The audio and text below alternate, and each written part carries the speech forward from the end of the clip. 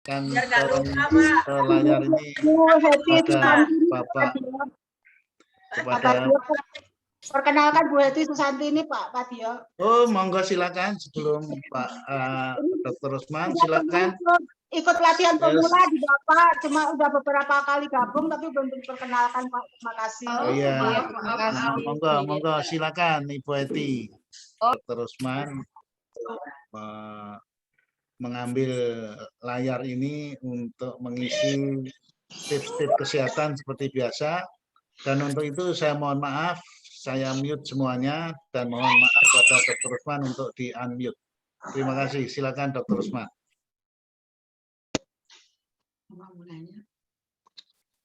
Assalamualaikum warahmatullahi wabarakatuh. Waalaikumsalam warahmatullahi. Ibu-ibu, bapak-bapak yang tercinta, selamat pagi. Khususnya untuk Pak Joko Kirmanto, Sugeng Enjang, Pak. Saya tidak berjanji mau bicara soal kentut kalau nggak salah. Takutnya tidak senang. Senang, Pak. Ya udah nanti minggu depan ya, minggu depan soal kentut. Sekarang saya mau kasih tip tentang insomnia. Waduh, Insomnia, ya, Pak. gangguan tidur. Kurang kan? Kebetulan beberapa hari yang lalu sahabat saya, Mbak Marwanda. kok tahu ya? Om Marwondo menelpon saya, Om, saya kok soal tidur kok begini. Ya saya bilang maklum Om, itu kan karena ini ditinggal yang tercinta gitu. Dan saya pagi ini akan membahas tentang insomnia. Jadi insomnia itu atau tidak bisa tidur, apa itu insomnia? Yaitu kita sulit mengantuk. Yang disebut insomnia sulit mengantuk. Tidak bisa tidur akhirnya. Atau juga terbangun di malam hari. Habis terbangun tidak bisa tidur lagi. Nah, atau pagi-pagi bangun tidur tidak seger, malah merasa lelah, masih mengantuk. Itu termasuk insomnia juga. Ada lagi, kalau malamnya tidak bisa tidur, siangnya itu mudah lelah, mudah capek, emosional, tidak bisa konsentrasi. Pokoknya tidak tenang siang itu. Dan yang terakhir disebut insomnia itu ketergantungan terhadap obat tidur. Jadi bukan hanya tidak bisa tidur, tapi ketergantungan juga termasuk insomnia, itu yang dimaksud itu. Siangnya lelah, mudah capek, tidak konsentrasi, kerja tidak ada bergairah, gairah kerja tidak ada, gairah seks juga katanya tidak ada. Termasuk insomnia itu. Angka kejadian insomnia itu cukup tinggi. Di dunia ini ada 30% dari manusia di dunia yang menderita insomnia. 30%. Dan biasanya diderita oleh lansia. Ibu-ibu, bapak-bapak yang di atas umur 60 ya.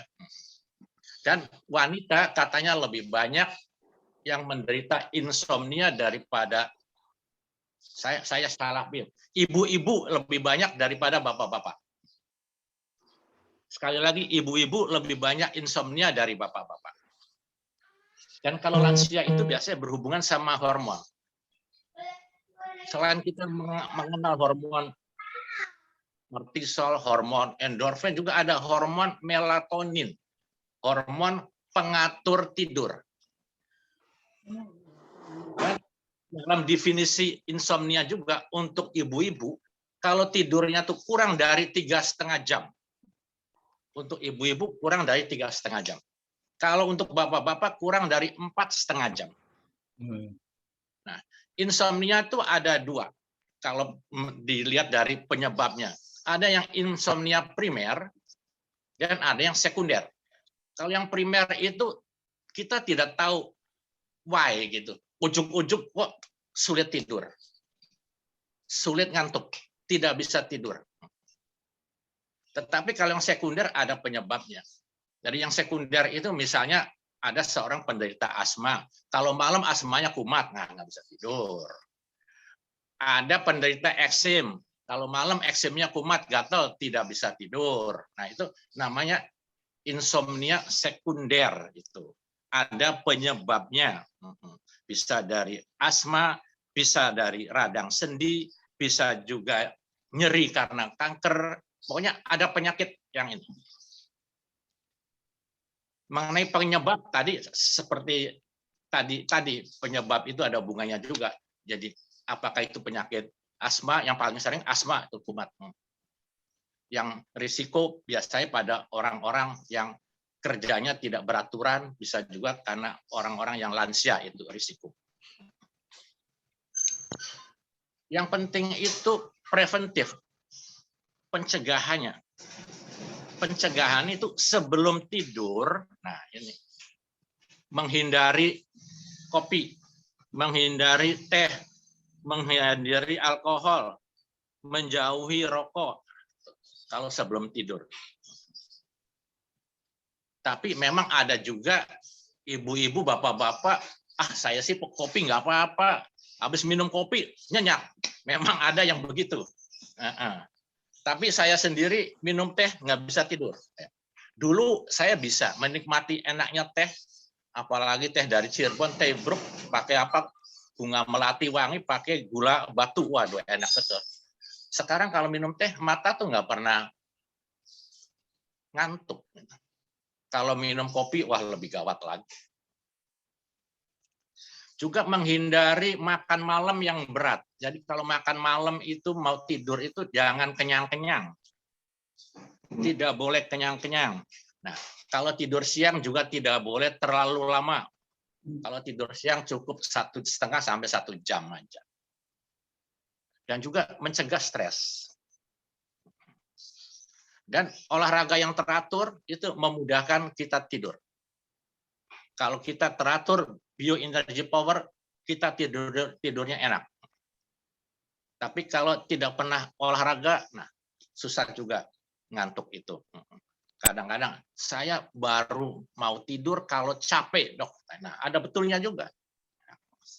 Karena itu silakan kalau misalnya enaknya tidur setelah capek dulu, bioenergy power sebelum tidur. Yang dianjurkan oleh Pak Ajwar 10 seri katanya. Lebih dari juga boleh, lebih juga. Nah, mengenai mengenai terapi ya. Sebelum terapi saya pakai komplikasi dulu. Sudah ada pencegahan dan ada komplikasi. Komplikasinya itu biasanya siang hari. Malamnya susah tidur, siangnya terjadi komplikasi. Yaitu lelah, mudah capek,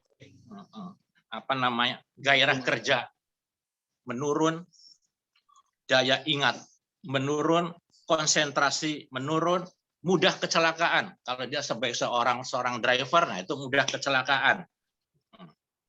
Jadi komplikasinya itu ada gangguan fisik, gangguan mental juga. Gangguan fisik, gangguan mental. Nah, ini baru terapi. Terapinya itu biasanya ya tergantung penyebabnya. Kalau penyebabnya karena gangguan asma pada malam hari, ya asmanya berobat ke spesialis penyakit dalam. Kalau misalnya karena terlalu gatal, nggak bisa tidur, berobat ke Dokter Usman, silakan. Boleh pakai telepon, boleh. Nah, jadi penyebab itu kita cari penyebab. Nah, terus obat-obatan dan suplemen. Obat-obatan itu sebaiknya sih jangan dibiasakan ya. Daripada kita ke obat-obatan, lebih baik merubah gaya hidup. Yaitu gaya hidup misalnya minum alkohol sebelum tidur, merokok setengah bungkus sebelum tidur, minum kopi pekat, minum teh pekat, nah itu. Karena obat-obatan itu bisa juga karena makin ada toleransinya.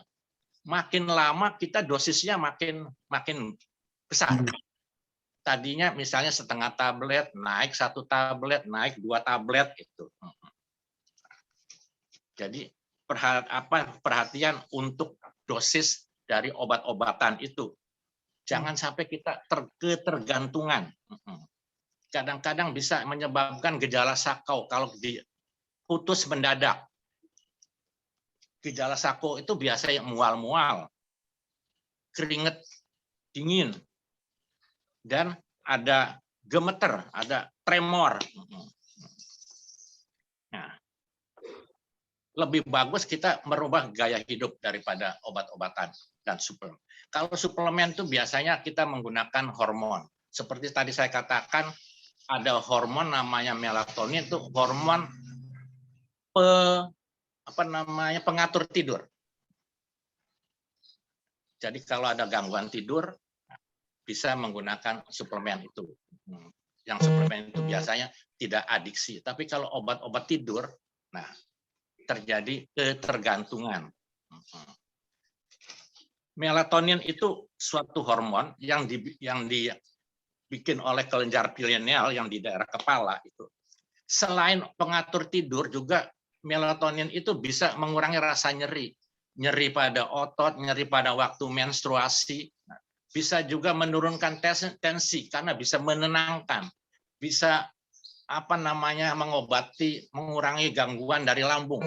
Orang sakit emah melatonin karena tenang, dari lambungnya bagus kembali gitu. Jadi selain untuk pengatur tidur, melatonin itu bisa untuk mengurangi rasa nyeri, mengurangi tensi, bikin tenang hati, tenang jantung. Nah, cuma ada kontraindikasi. Tidak boleh diberikan pada orang yang alergi. Tidak boleh diberikan pada wanita hamil dan menyusui.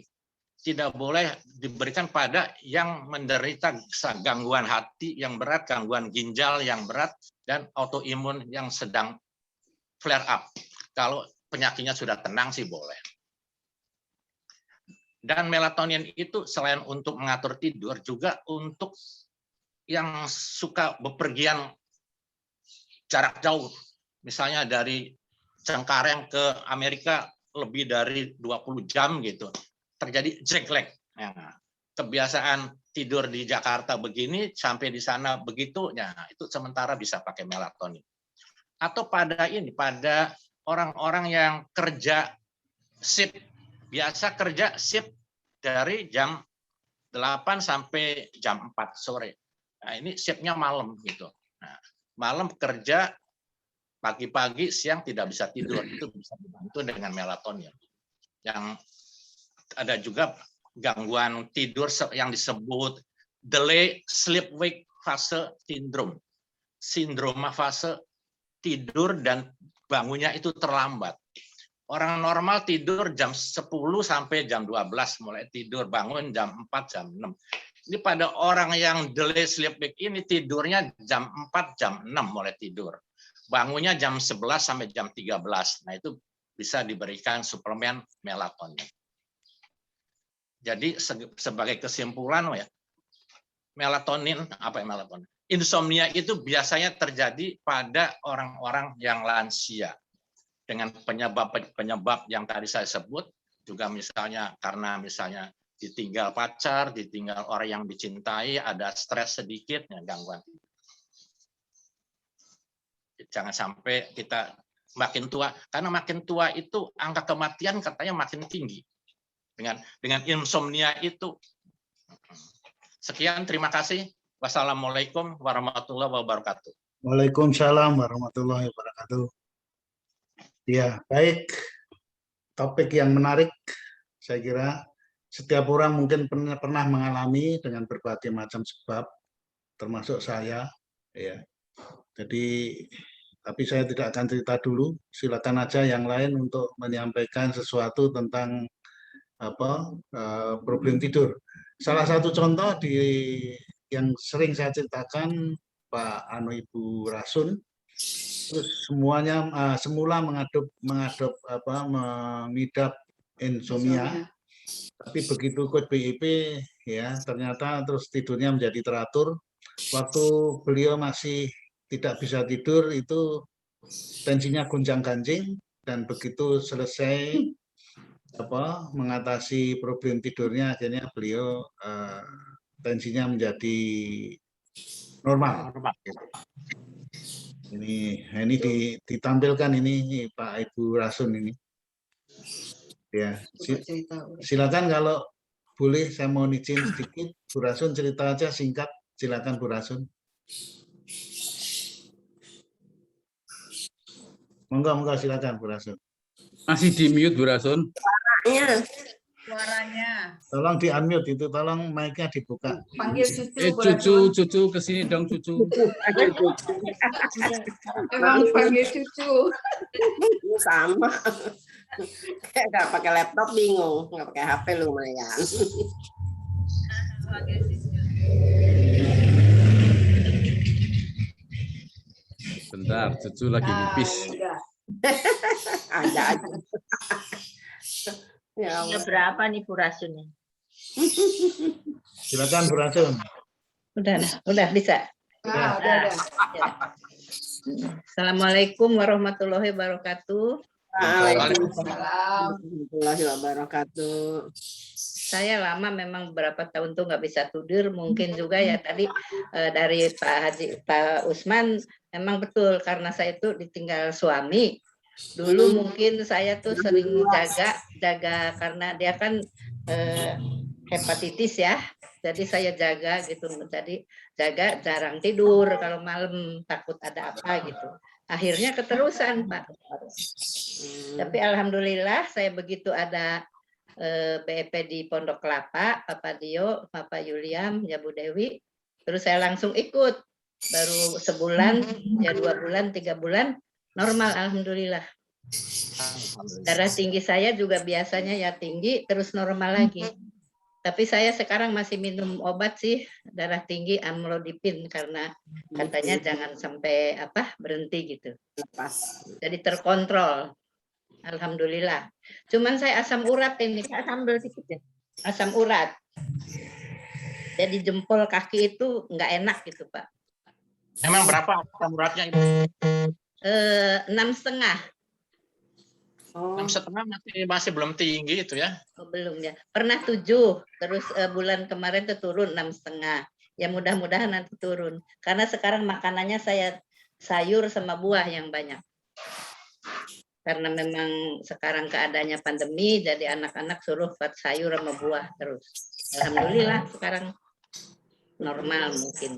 6,5 mudah-mudahan bisa turun nanti. Besok hari apa itu mau dicek lagi asam uratnya. Begitu aja Pak dari saya. Ada yang nanya usia Bu Rasun berapa? oh ya. 7 kuadrat. 77. Jadi 77. Besok Oktober 77 saya. Alhamdulillah. Ya Allah. Tanggalnya. Oktober tanggal berapa Bu? Tanggal 15. Betul, siap-siap. Sama aku. Siap-siap. Iya Bu, kirimkan. Mau kasih kado. Deketan sama saya Bu. Enggak usah, yang penting mah doanya Iya, yang supaya penting doa. sehat gitu Sama- aja. Yang penting doa. Gitu, Pak. Tapi alhamdulillah saya sekarang Doa ya sama lumpia. Sama lumpia lah. dari Bu Yasti, sama Bu Yasti kok saya Pak. Ulang tahunnya sama Bu Yasti. Oh iya. Sama, cuman tahunnya yang beda 8 tahun apa berapa tahun gitu. Lumpianya nggak jadi kalau gitu. Pasti dapat lumpia Iya. Baik. Tukeran aja. Barter.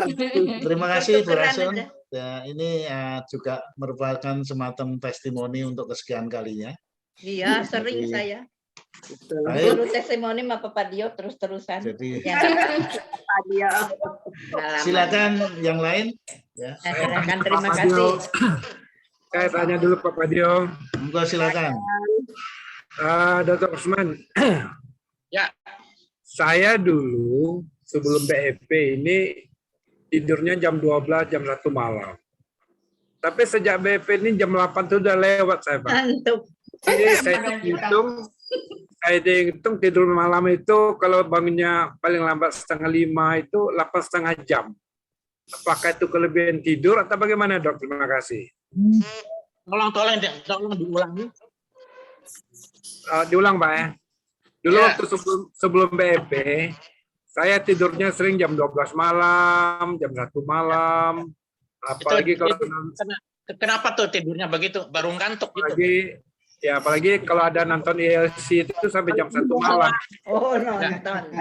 Jadi sekarang ini sejak BEP itu malam itu jam 8 tuh udah lewat saya Pak. Sampai Sudah nonton. ngantuk. Paling lambat setengah 5 pagi ya. Habis Seri sholat ketiga tidur juga itu. jadi setengah 5 itu paling lambat bangun, berarti 8,5 jam saya tidur. Ini Ya. saya mau tanya sama Pak Dokter nih, ini kelebihan tidur atau bagaimana nih Dok? Terima kasih. Nggak apa-apa. Kayaknya ya. Kelebihan tidur sedikit nggak apa-apa. Asal bangunnya masih sempat untuk sholat subuh aja nggak apa-apa. Ya. Tahajud 2:30. Biasanya 5 seri ketiga tidur juga tuh Pak. Sahur itu. Mulai sudah tidur ya. Mas seri ketiga. Nanti saya kirim fotonya yang lagi tidur. Marwanda pengamat. Terima kasih Dok. Fotonya Pak Bet. Ini seri ketiga aja diterusin ya Pak Bet ya. Kalau Pak Bet itu tidur misal bangun jam 5, bangun seger, itu bagus gitu. Kecuali bangun tidur masih tetap ngantuk, nah itu sudah Ada sesuatu pasti. Iya. namanya supersomnia, itu bukan insomnia, supersomnia. Persomnia. Insomnia. Bangun tidur segar. Bangun tidur Saya pagi di BEP ini kan jam 6 udah buka Pak ya. Ya. Mungkin karena terlalu cepat bukanya, jadi pada waktu senam kita tertidur gitu.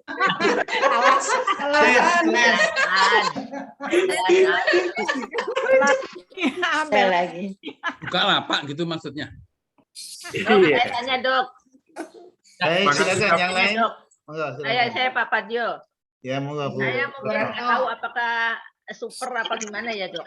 Saya itu agak kalau sudah ngantuk terus misalnya ada apa gitu kayak ditahan gitu ya. Terus akhirnya tuh nggak bisa tidur. Susah tidur. Nah, itu satu. Yang kedua kadang-kadang tanpa sebab susah juga tidur. Tanpa sebab nggak pakai ngantuk dulu atau apa gitu. Itu kadang-kadang nggak bisa tidur sampai jam 12 lebih itu nggak tidur. Padahal saya siang tidak pernah tidur. Saya siang tidak pernah tidur.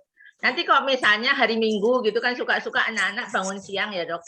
Itu saya ikutan misalnya ke tiduran gitu. Kepala malah pusing dok. Kalau saya ikut tiduran kepala saya malah pusing. Terus kalau bangun malam misalnya tahajud jam 3 gitu. Sampai pagi nggak bisa tidur. Padahal tidurnya tadi udah malam itu. Udah jam 11-12. Nanti kalau jam 3 tuh udah nggak bisa tidur lagi gitu. Ngelola. Mana itu dok? Padahal saya BEP terus setiap minimal saya 60. Sudah saya target minimal saya 60, maksimal 70 BEP setiap hari. Wah, hebat sekali. Jadi apa penyebabnya dan apa kira-kira yang harus saya lakukan gitu? Ya, Hampir banyak. tiap hari itu dok. banyak faktor ya. Tadi saya sebutkan kan banyak faktor. Yang penting kita tuh tidak boleh menahan ngantuk. Ya. Kalau menahan ngantuk, nah nanti kita tidak timbul Bisa ngantuk. tidur. Itu kadang-kadang aja menahan ngantuk itu karena ngobrol sama anak-anak gitu. Jadi Kadang-kadang. kalau ngantuk cepat-cepat kita tidur. Kadang-kadang kita juga ada sesuatu. Dan kalau mau tidur itu jangan bikin bahan pikiran. Nanti itu waduh berkembang itu pikiran itu. Jadi kalau mau tidur itu pikiran tuh dihilangkan terus lost gitu, tidak ada pikiran. Nah, itu baru gampang tidur. Tapi kalau misalnya mau tidur, aduh besok saya mau ke toko emas yang mana ya kata terus itu ibu A Emas. emasnya begini, ibu B emasnya begini, saya harus yang lebih dari mereka. Wah itu nggak bisa tidur. Wah, enggak lah. Enggak lah, itu mah udah zaman bahela. Enggak, itu misalnya pikiran, yang penting itu pikiran. Jangan bikin pikiran sebelum tidur, itu maksudnya. Saya Ya, sering betul. tidurnya ditonton TV, Dok. Bukan saya nonton TV, saya ditonton TV supaya maksudnya saya bisa tidur gitu. Jadi saya lihat TV supaya ngantuk gitu. Nah, Betul jadi juga. nonton TV. Karena televisi itu mengeluarkan gelombang elektromagnetis, itu bisa bikin ngantuk.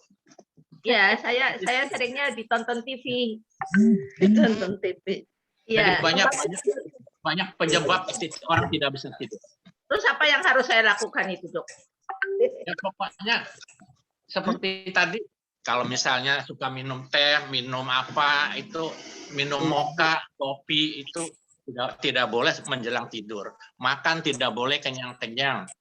Kalau tidur tidak boleh lebih dari jam 7 malam. Kekenyangan juga makan. Banyak makan buah, Bu. Malah kalau lapar nggak bisa tidur. Nah, itu dia. Ya kan? Kalau lapar malah nggak bisa tidur. Iya benar. Perut kenyang juga nggak bisa tidur. Tuh kan? Mama loh, Dok tuh yang ngomong loh, Dok. Bu Retno, maaf sekedar sharing. Saya juga suka ngalami kayak Bu Retno itu, kadang susah tidur kalau udah ditahan ntar kebablasan malah nggak bisa tidur. Ya. Saya kalau udah begitu kadang umpama posisi tidurnya aja yang dirubah, umpama tadinya mujurnya ke barat sekarang ke timur kayak gitu aja. Wes, Bu, itu mah. Iya. Itu mah. Jadi udah Duduk. Posisi tidurnya aja yang kita ganti gitu, Pak. makan itu kan jam 7 makan. Nah, ya. Makanan itu 6 jam, lebih dari 6 jam baru tercerna kan. Jadi kalau misalnya jam 7 makan, itu jam 10 itu belum sampai kelaparan. Kalau makan jam 4 sore juga jadinya jam 10 udah pasti. Mungkin banyak cacingnya, Dok. Banyak cacing. Rasanya kalau Cacingnya. lansia itu jarang kelaparan, kita lansia itu. Jarang lapar, jarang minum, Ya, jarang betul. haus. Betul. Jarang ngemil ya. Kalau jarang Kalau ngemil ya. malam ingin makan buah aja kali. Buah atau sayur. Iya. Wah lah mungkin ya. Saya mah sayur kalau malam. Makan malam, makan Kadang-kadang pisang keselnya juga. itu, Dok, kalau habis tahajud jam 3 gitu, sampai subuh, sampai habis subuh nggak bisa tidur. Bagus. Ya Luar bagus. biasa, Bu, kita lansia. Ya Berarti udah bagus. udah dibaca. Terapi satu-satunya cuma baca Quran aja. One day, Ya. one juice. Saya hantem itu terus lama-lama setahun, 2 tahun, 3 tahun ya sampai 3 tahun lebih kesininya sih udah berjalan lancar lah, enak. Cuma sekarang ini kalau yang nggak bisa tidur itu memang kalau lagi kacau ya namanya manusia. Jadi itu cerita pengalaman, mungkin masing-masing ada cerita pengalaman, dan cerita pengalaman semacam quote and quote testimoni ya, semacam itu sangat bermanfaat untuk orang lain. Mungkin untuk diri kita sendiri mungkin dianggap biasa-biasa saja, namun kalau kita mendengar kadang-kadang juga menginspirasi kita untuk mungkin untuk mencoba melakukan apa yang sudah jelas-jelas ada manfaatnya.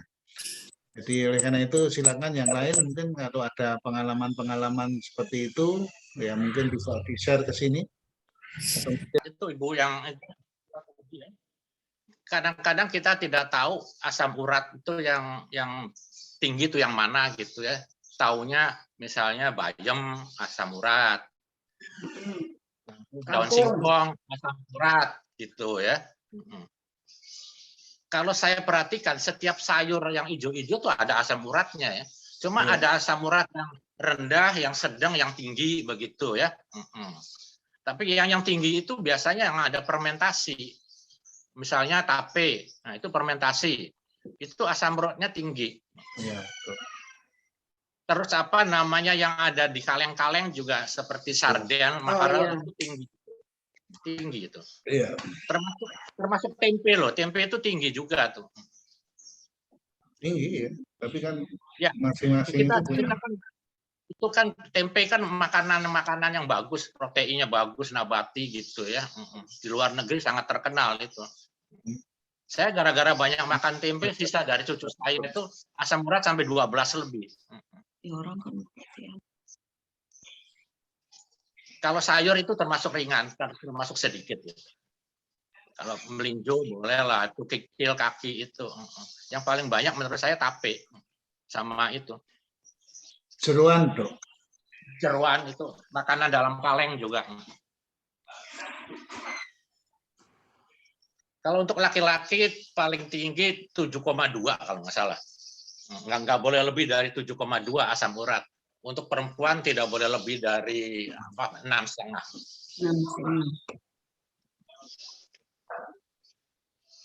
Ya, baik. Silakan Pak Is kalau bisa anu lagi, Pak Is ya. Izin Reni. Masih ingat maaf tadi. Nah, itu udah. Nah, silakan. Tadi putus-putus tadi.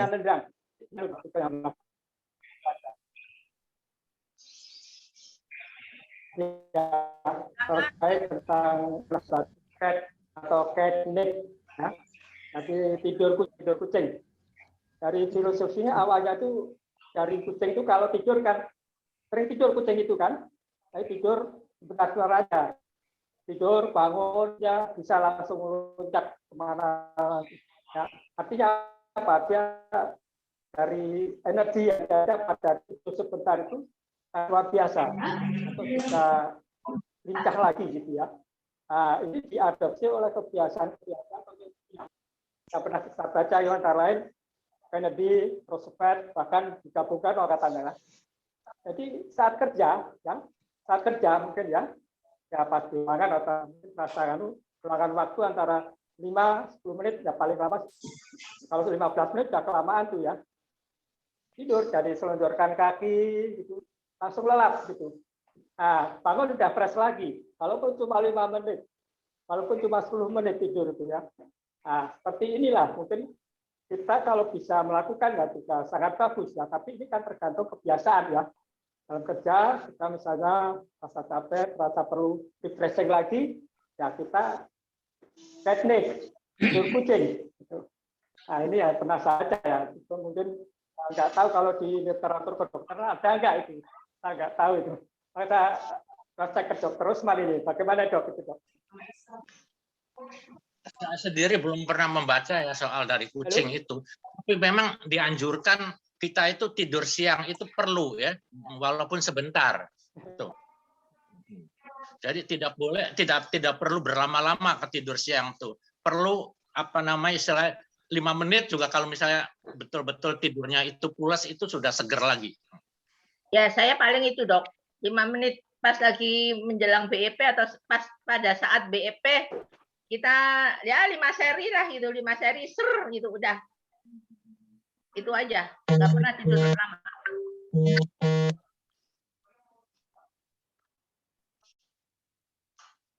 Ya, baik. Jadi semua punya pengalaman tidur itu tergantung dari kualitas tidur ya. Kalau saya pengalaman tidur yang dulu saya kalau pulang kampung kan selalu bawa mobil ya. Di perjalanan itu kalau sudah begitu ngantuk langsung berhenti, 5 menit tidur, tapi pulas betul-betul pulas tidurnya itu seger lagi gitu. Kita bisa nyupir lagi sekian jam. Pak. Jadi oleh karena itu saya secara awam itu pengalaman bahwa tidur itu yang menentukan adalah kualitasnya, bukan lamanya. Jadi lama tapi kalau tidur agak terganggu gelisah gitu walaupun tidur ya, tapi saya 5 menit, 10 menit itu merasa betul-betul fresh itu. Itu pengalaman pada saat saya masih relatif muda, pulang itu selalu bawa mobil gitu. Jadi kalau ngantuk langsung parkir di jalan di mana saja yang aman gitu, tidur 5 menit, 10 menit, udah fresh lagi, nyupir sekian jam lagi enggak masalah. Itu mungkin dari segi medis mungkin ada penjelasannya, Dok. Ya karena pulasnya itu jadi istilah terjadi relaksasi ya. Kalau sudah terjadi relaksasi itu bangun-bangun seger. Tidur lama kalau mimpi dikejar-kejar anjing wah.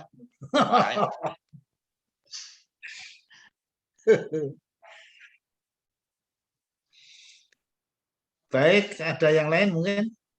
Terus itu tadi dok, kenapa kalau kita mau kita tiduran gitu, ekstra tiduran kok malah pusing gitu, yang biasanya nggak tidur terus ditidurin gitu, kok malah pusing kepala dok? Nggak mimpi, barangkali ibu mimpi kali. Boten, no, itu selalu, hampir selalu begitu, Dok. Jadi kalau lagi ya dulu sebelum rajin BEP kan minggu gitu ikut-ikut anak-anak gitu rebahan gitu, tapi malah pusing kepala, harus bangun. Supaya enggak. Kalau saya terapinya gampang itu, fisikanya itu seolah-olah jangan tidur kamu, jangan tidur. Kalau tidur kamu mati, kira-kira gitu isinya itu kira-kira. Jadi setelah saya analisis itu penyebabnya waktu itu di Padang belum ada psikiater, sehingga saya mencoba untuk mengevaluasi diri saya sendiri. Pada saat itu saya masih bujangan, ditungguin ibu kandung saya kurang lebih 2 bulan. Karena satu-satunya anak dari 12 anak itu yang belum nikah saya sendiri. Ibu nemenin saya sampai 2 bulan, tapi begitu pulang ke Jakarta, saya antar sampai tangga pesawat, begitu sampai di Jakarta, malamnya beliau masuk rumah sakit dan wafat. Saya mengalami peristiwa itu pada tahun 75, itu 70-an lah ya. Kemudian pada saat itu kakak kandung saya juga ada jadwal untuk operasi di Sinkarulus. Terpaksa operasinya ditunda karena ibu kandungnya meninggal. Begitu ibu saya sudah dimakamkan, kakak saya menjalani operasi dan 5 bulan kemudian kakak saya meninggal.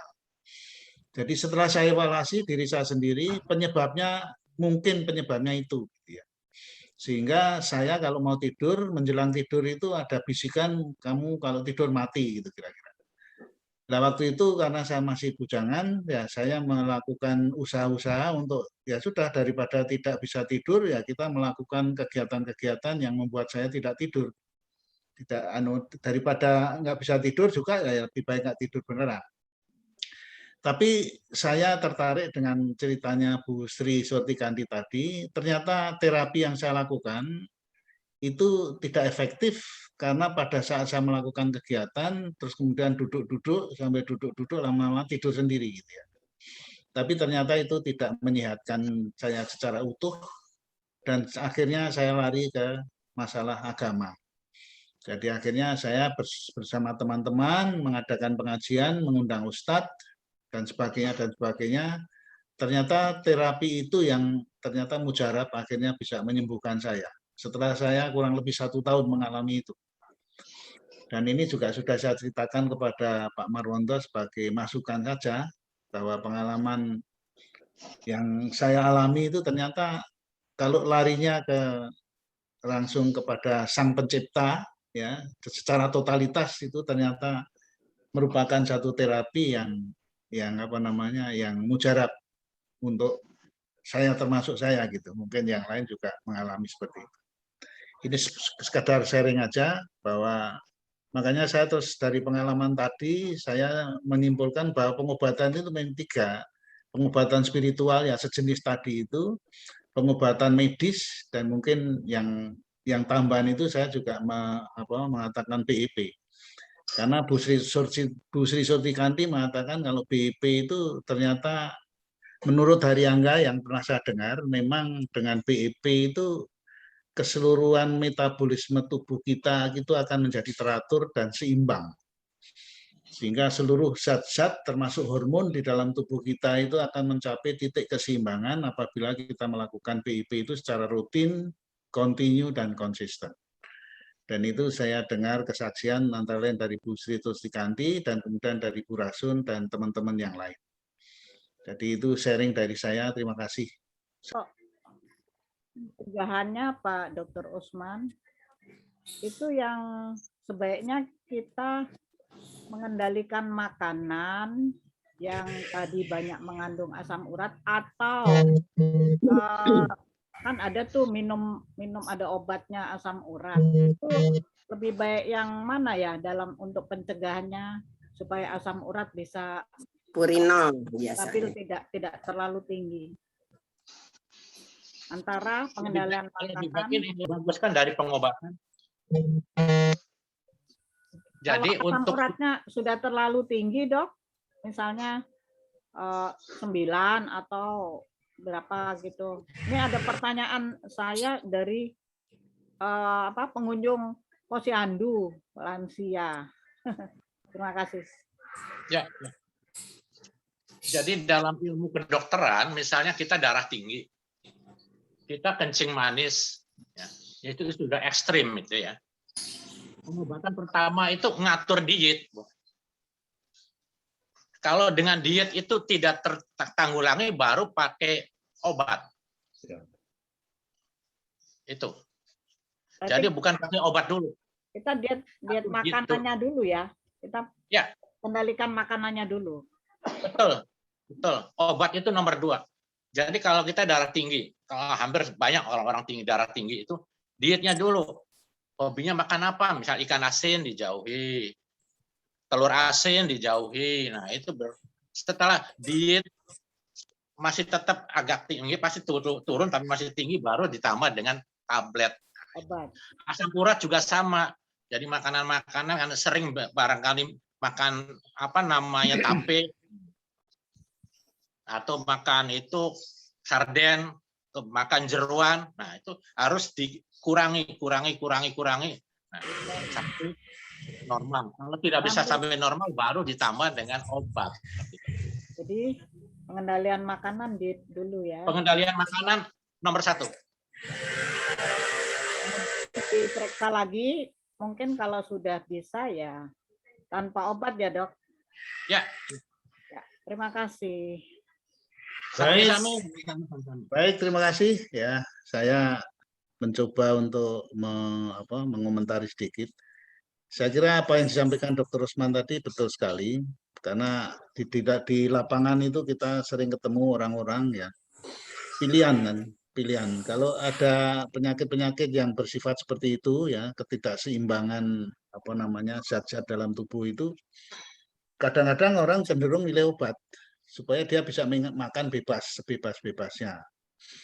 Nah, Pak Dr. Rusman tadi sudah menyinggung bahwa kalau sudah mengenali obat, itu pasti secara sangat sistematis itu dosisnya akan bertambah. Tadinya setengah tablet menjadi 1 tablet, menjadi 1,5 tablet, dan seterusnya. Dan satu ketika sudah dosis maksimumnya tercapai. Kalau sudah dosis maksimum tercapai, ya sudah wassalam. Jadi karena itu saya mengingatkan untuk diri saya sendiri juga, kalau asam urat tinggi atau kolesterol tinggi atau apapun itu ya langkah pertama seperti yang disampaikan Dr. Rusman tadi.